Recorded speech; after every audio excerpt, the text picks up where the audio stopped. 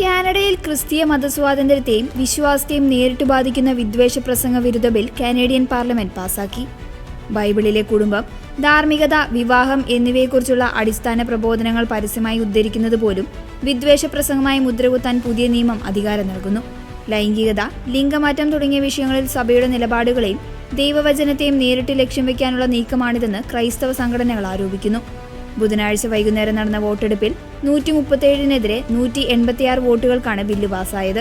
പ്രധാനമന്ത്രി മാർക്ക് കാർണിയുടെ നേതൃത്വത്തിലുള്ള ലിബറൽ പാർട്ടിയും ബ്ലോക്ക് ക്യൂബക്കോയ്സ് പാർട്ടിയും ബില്ലിനെ അനുകൂലിച്ചു. എന്നാൽ conservative party, NDP, green party എന്നിവർ ഐക്യത്തോടെ ബില്ലിനെതിരെ വോട്ട് ചെയ്തു.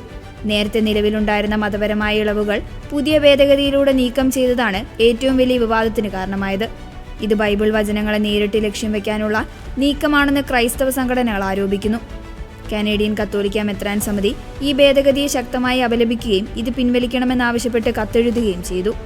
നിയമത്തിന്റെ മറവിൽ വിശ്വാസികൾക്കെതിരെ യഥാർത്ഥ പീഡനം തുടങ്ങാൻ ഈ ബില്ല് വഴിതുറക്കുമെന്ന് ക്യാമ്പയിൻ ലൈഫ് ഓഫ് കോയിലേഷൻ വക്താവ് ഡേവിഡ് കുക്ക് പറഞ്ഞു. ഹൗസ് ഓഫ് കോമൺസ് പാസാക്കിയ ബില്ല് ഇനി സെനറ്റിന്റെ പരിഗണനയ്ക്ക് അയക്കും.